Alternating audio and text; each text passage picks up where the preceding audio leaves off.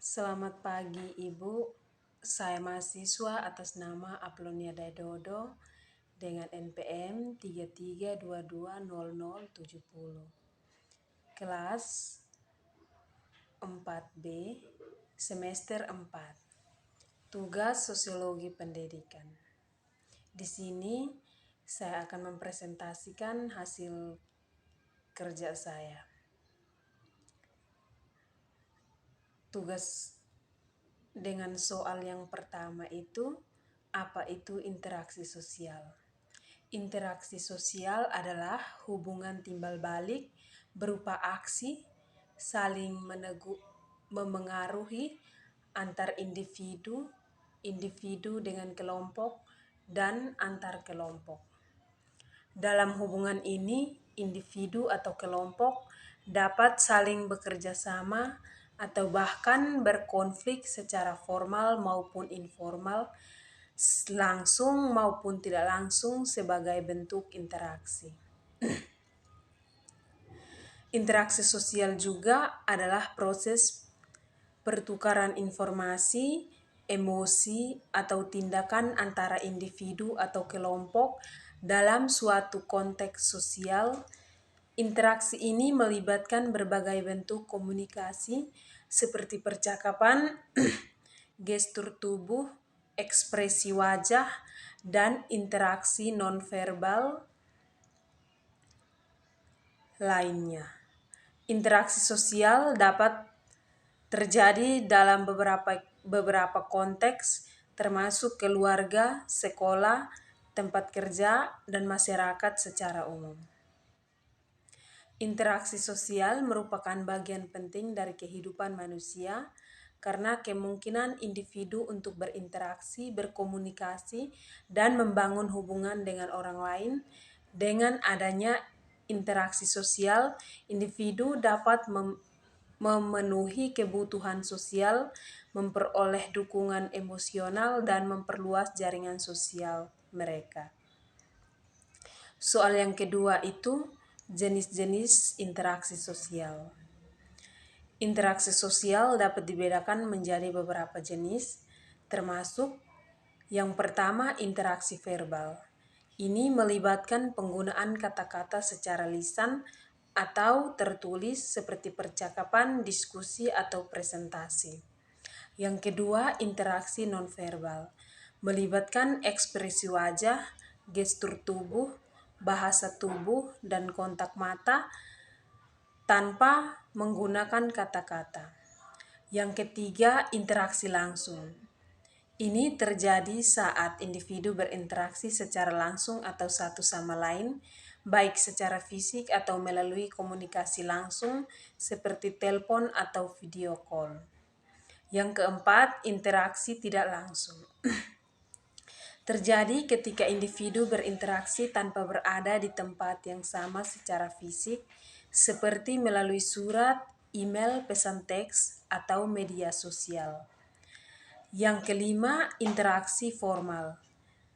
Terjadi dalam konteks yang terstruktur dan diatur oleh normal dan aturan tertentu, seperti interaksi tempat kerja, sekolah, atau pertemuan resmi. Yang keenam, interaksi informal. Terjadi dalam konteks yang lebih santai dan kurang terikat oleh aturan formal, seperti interaksi di antara teman-teman atau keluarga. Setiap jenis interaksi sosial memiliki peran dan konsekuensi yang berbeda dalam kehidupan sosial individu dan kelompok. Soal berikutnya adalah bagaimana perkembangan keteraturan sosial.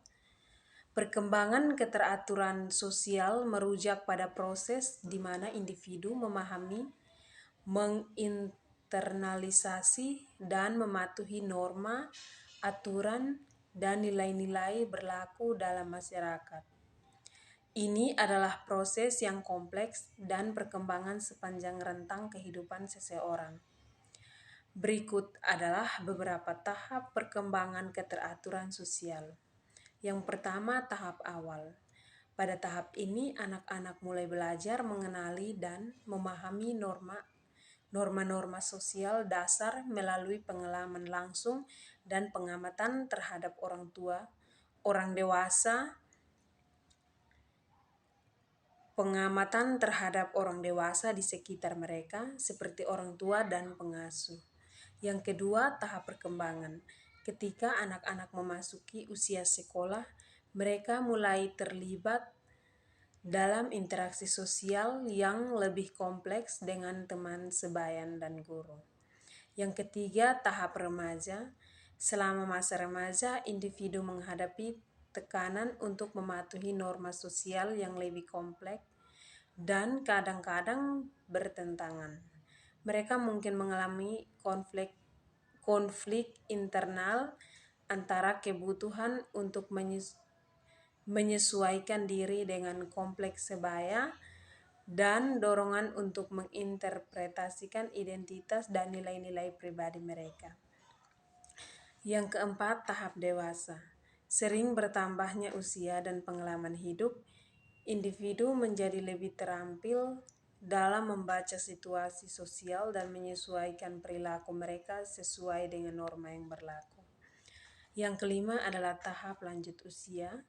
Di tahap ini, individu mungkin menghadapi tantangan baru dalam menjaga keteraturan sosial seperti penurunan kesehatan fisik atau sosial, serta perubahan dan peran dalam keluarga dan masyarakat. Namun mereka juga dapat menemukan kedamaian dan kepuasan dalam menjalin hubungan sosial yang mendukung. Soal yang berikut, konflik dan kerjasama antara proses interaksi sosial. Proses interaksi sosial dapat menyebabkan munculnya konflik atau kerjasama tergantung pada faktor, termasuk tujuan individu atau kelompok, perbedaan nilai, kepentingan saling bertentangan, dan tingkat komunikasi yang terjadi. Berikut adalah beberapa contoh tentang bagaimana proses interaksi sosial dapat menghasilkan konflik atau kerjasama. Yang pertama adalah konflik. Perbedaan pendapat. Ketika individu atau kelompok memiliki pandangan atau kepentingan yang berbeda, hal ini dapat menyebabkan konflik, terutama jika mereka tidak dapat mencapai kesepakatan yang memuaskan. Sumber daya terbatas. Persaingan untuk sumber daya terbatas seperti uang, kekuasaan, atau wilayah dapat memicu konflik antar individu atau kelompok. Pelanggaran norma. Ketika seseorang melanggar norma sosial atau nilai-nilai yang dianggap penting oleh kelompok, ini bisa memicu konflik antara individu atau kelompok yang terlibat.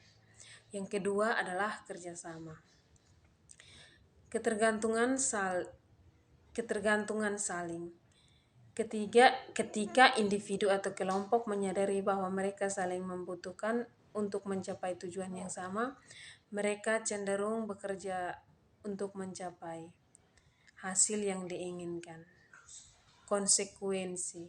Jika individu atau kelompok dapat mencapai kesepakatan atau pemahaman bersama tentang cara terbaik untuk mencapai tujuan mereka, ini dapat menghasilkan kerjasama yang efektif. Norma kerjasama. Budaya atau norma yang mendorong kerjasama dan kolaborasi dalam sebuah kelompok dapat memfasilitasi proses kerjasama. Sekian dan terima kasih.